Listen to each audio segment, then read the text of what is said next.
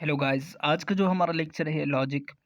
तो लॉजिक में सबसे पहले ये ऑपरेशन इस्तेमाल होते हैं। लॉजिक में वैसे ये ऑपरेशन है, ये 3 ऑपरेशन है, इसका इस्तेमाल खूब इस्तेमाल है लॉजिक में। और भी कुछ ऑपरेशन है, कुछ चीज़ें हैं। लेकिन सबसे पहले मैं आप लोगों का जो कॉन्सेप्ट है उसको क्लियर करना चाहता हूँ, फिर हम जाते हैं मतलब उस क्वेश्चन के जितने भी क्वेश्चन इस पे होते हैं अ, उसकी तरफ जाते हैं। If and only, if and then, वो तमाम चीज़ें कंडीशनल स्टेटमेंट, उन तमाम चीज़ों के बारे में मैं अब इस वीडियो में मैं आप लोगों को बताऊंगा। लेकिन कंसेप्ट ज़रूर है, कंसेप्ट मस्ट है कि आप लोगों का कंसेप्ट हो। अगर किसी चीज़ का बेस हो तो इंशाल्लाह फिर आप लोगों को समझ बहुत आसानी के साथ उसका समझ आ जाएगा। तो ये वाला जो सिंबल है उसको आर कहते हैं, ये वाला सिंबल है इसको एंड कहते हैं, उसको नेगेशन कहते हैं या नॉट। ये बूलियन मैट्रिक्स ऑपरेशन है, ठीक है, इसको हम बूलियन मैट्रिक्स ऑपरेशन कहते हैं। These are all called propositional variable, इसको हम प्रोपोजिशनल वेरिएबल कहते हैं, ठीक है। ये हमारे पास ये सिंबल जो है लॉजिक में इस्तेमाल होते हैं, इसको प्रोपोजिशनल वेरिएबल कहते हैं। इसकी जगह हम एक स्टेटमेंट भी लिख सकते हैं, and can be replaced by statement. मतलब ये प्रोपोजिशनल वेरिएबल है और उसकी जगह हम एक स्टेटमेंट भी लिख सकते हैं। अगर पी एक जैसे कि पी एक प्रोपोजिशनल वेरिएबल है, वैसे हम पी क्यू एंड आर का इस्तेमाल खूब इस्तेमाल फी क्यू एंड आर का होता है, तो इसी वजह से मैंने यहाँ पे फी लिखा। फी द सन इज शाइनिंग, तो ये प्रोपोजिशनल वेरिएबल है, लेकिन मैथमेटिकल हम इसे सिर्फ पी से रिप्रेजेंट करते हैं। Variable can be combined by logic connective to obtain compound. हम उन प्रोपोजिशनल वेरिएबल को कंबाइन करके हमारे साथ एक कंपाउंड बनेगा, और इसके उसके दरम्यान जो ऑपरेशन इस्तेमाल होगा वो बूलियन ये ऑपरेशन इस्तेमाल होगा। ये लॉजिक वाला ऑपरेशन इस्तेमाल होंगे, ठीक है, उसको बूलियन ऑपरेशन भी कहते हैं। और ये चैप्टर जो है इस चैप्टर को लॉजिक चैप्टर कहते हैं, ठीक है।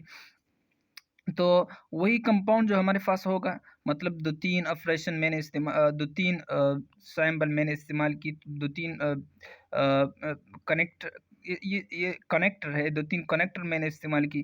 तो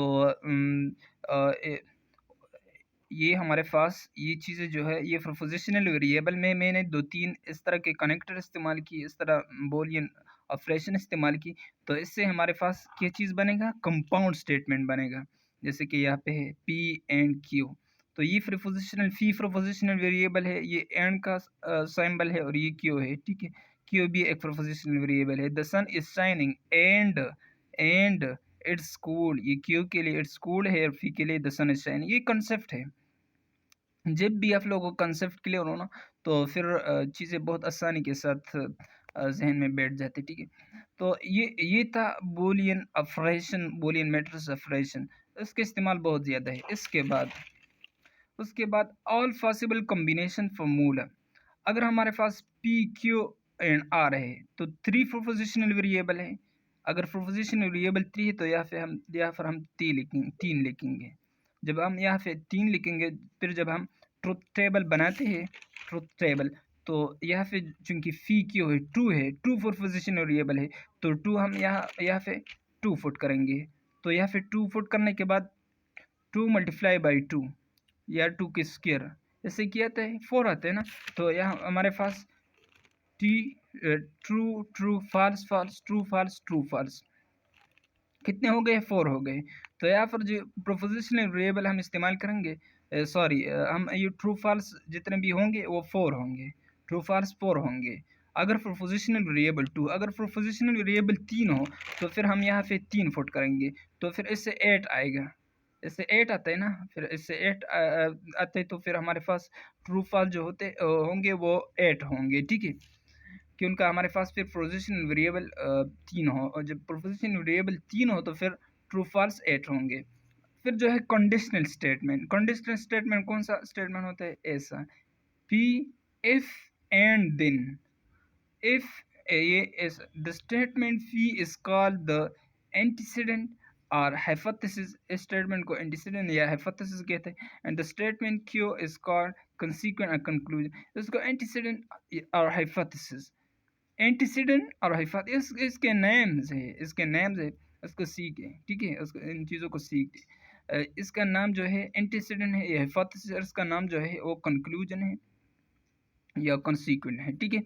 तो इसका मतलब क्या है, इसको हम कैसे जब जब भी हम उसको बोले थे तो इसको कैसे बोलेंगे, इफ एंड देन, और उसको डिनोट कैसे करते हैं, ऐसे, ठीक है, इफ एंड देन। और इसका मतलब क्या है इफ एंड देन, इसका मतलब ये है कि अगर यहाँ पे ट्रू है और यहाँ पे फॉल्स है तो यहाँ पे भी रिजल्ट में फॉल्स हो, अगर यहाँ पे फॉल्स हो और यहाँ पे ट्रू हो तो रिजल्ट में भी ट्रू होगा, ठीक है। ये ऐसे ऐसे, अगर यहाँ पे ट्रू है और यहाँ पे ट्रू है तो रिजल्ट में भी ट्रू होगा। अगर यहाँ पे तो सब ब्लर नजर, अभी ठीक हो गए। अगर यहाँ पे ट्रू है यहाँ पे फॉल्स है तो रिजल्ट में भी फॉल्स, अगर यहाँ पे फॉल्स है यहाँ पे ट्रू है तो रिजल्ट में भी ट्रू होगा, ठीक है। इसका मतलब ये है इफ एंड देन, और उसको एंटीसीडेंट कहते हैं और उसको हाइपोथेसिस कहते हैं। दूसरे नंबर वाला जो है इक्विवेलेंस और बाई कंडीशनल स्टेटमेंट, इस चीज को हम इक्विवेलेंस और बाई कंडीशनल स्टेटमेंट कहते हैं, ठीक है।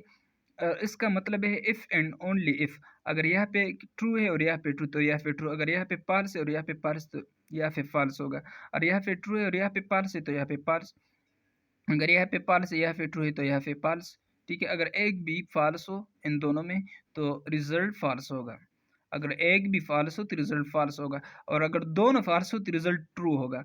इसमें भी अगर दोनों ट्रू, अगर दोनों फॉल्स हो, इसमें भी अगर दोनों फॉल्स हो तो रिजल्ट ट्रू होगा। दोनों फॉल्स है यहाँ पे तो रिजल्ट ट्रू है, यहाँ पे भी दोनों फॉल्स है तो रिजल्ट ट्रू है, यहाँ पे ट्रू है यहाँ पे ट्रू है तो रिजल्ट ट्रू, यहाँ पे ट्रू यहाँ पे फॉल्स फॉल्स, यहाँ पे फॉल्स यहाँ पे ट्रू, रिजल्ट फॉल्स, ठीक है। इसको हम इक्विवेलेंस और बाई कंडीशनल स्टेटमेंट कहते हैं। इसका सिंबल ऐसा है और इसको हम बोलते हैं if and only if, if and only if, ठीक है। इसके बाद द कंडीशन, इसको कहते हैं says that if P is true then Q is false and vice versa, and जैसे कि मैंने यहाँ पे आप लोगों को बताया, बस ये चीज़ है, ठीक है। फिर एक ट्रुथ टेबल है, यहाँ पे हमारे पास प्रोपोजिशनल स्टेटमेंट कितने हैं, टू है, तो टू टू, अब जब हम यहाँ पे टू फुट करेंगे एन की जगह तो इससे फोर आते हैं ना, तो हमारे पास ट्रू फॉल्स फोर होंगे, ट्रू ट्रू फॉल्स फॉल्स, ठीक है, ट्रू फॉल्स। इसका मेथड है, आप यहाँ पे सबसे पहले आप ट्रू ट्रू लिखेंगे, फिर फॉल्स फॉल्स लिखेंगे, या फिर ट्रू फॉल्स या फिर ट्रू फॉल्स। अब अगर आप लोगों ने इसको आगे पीछे किया तो फिर या फिर आंसर गलत होगा, ठीक है। फी और क्यू, और का मतलब है अगर एक भी ट्रू हो तो ट्रू होगा, अगर इन दोनों में एक भी ट्रू हो तो या फिर ट्रू होगा। टी टी तो वैसे ट्रू है तो ट्रू होगा, यहाँ पे ट्रू फॉल्स है तो ये एक ट्रू है तो ट्रू होगा, यहाँ पे फॉल्स ट्रू है, एक ट्रू है तो ट्रू होगा, यहाँ पे फॉल्स फॉल्स है, दोनों फॉल्स है तो फॉल्स होगा। पी एंड क्यू का क्या मतलब है, अगर दोनों ट्रू है ट्रू होगा, अगर दोनों फॉल्स है फॉल्स होगा, अदरवाइज अगर इन दोनों में एक भी फॉल्स हो तो फॉल्स होगा, या फिर एक फॉल्स है तो फॉल्स है, या भी एक फॉल्स है तो फॉल्स है, ठीक है। और आर के लिए क्या है, अगर इन दोनों में एक भी ट्रू हो तो यहाँ पे ट्रू होगा, और इसके लिए अगर इन दोनों में कोई भी फॉल्स तो यहाँ पे फॉल्स होगा, ठीक है।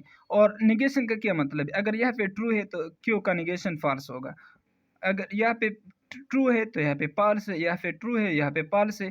पी का निगेशन क्या होगा, ट्रू होगा, एफ का निगेशन क्या होगा, ट्रू होगा, ठीक है। इसका अपोजिट फी का निगेशन, अगर हम इसका निगेशन करेंगे तो ये दोनों पाल्स होंगे, ये दोनों ट्रू होंगे, अगर इसका निगेशन करें तो ये पाल्स होगा, ये ट्रू होगा, ये पाल्स होगा, ये ट्रू होगा, उसके मुखालिफ, ठीक है। फिर जो है ट्रुथ टेबल इफ एंड दिन के लिए है, इसको कंडीशनल स्टेटमेंट है हमारे पास इफ एंड दिन, अगर यहाँ पे ट्रू है तो यहाँ पे भी ट्रू होगा, और यहाँ पे ट्रू यहाँ पे पाल्स है तो यहाँ पे पाल्स होगा। If and false then false, अगर यहाँ पे false यहाँ पे true है, if and true then true, अगर दोनों false है तो ये true होगा। ये स्पेशल केस है, दोनों false है तो true होगा, इसमें भी ये स्पेशल केस, अगर दोनों false है तो true होगा। लेकिन इन दोनों में सिर्फ ये फर्क है कि यहाँ पे अगर t, यहाँ पे if true then false, if is false then t is true then true, लेकिन यहाँ पे ऐसा नहीं है, यहाँ पे अगर ये ट्रू है ये फॉल्स, इन दोनों में एक भी फॉल्स है तो एफ ए फॉल्स होगा। इफ एंड ओनली इफ, अगर दोनों ट्रू है तो ट्रू होगा, अदरवाइज अगर एक भी फॉल्स हो तो फॉल्स होगा, इफ एंड ओनली इफ में, ठीक है। इफ एंड ओनली, अगर दोनों फॉल्स है तो ट्रू हो गए, स्पेशल केस इन दोनों में। तो बस ये था आज का लेक्चर, लेकिन इसमें और भी कुछ चीज़ें हैं, इसकी जो प्रॉपर्टीज़ है, तो चलो प्रॉपर्टीज़ भी डिस्कस करते हैं, ठीक है। कम्यूटेटिव प्रॉपर्टीज भी ये स्पेसिफाई करता है, इसके अलावा एसोसिएटेड प्रॉपर्टीज भी, idempotent property, idempotent P or P, तो पी ये इक्विवेलेंस का साइन है, P and P equal to P. Properties अब निगेशन है, ये निगेशन के दो तीन प्रॉपर्टीज है, ठीक है। तो बस ये था, ये डिमॉर्गन लॉ को रिप्रेजेंट करता है। ये यहाँ पे मैंने लिखा है डिमॉर्गन लॉ, ठीक है।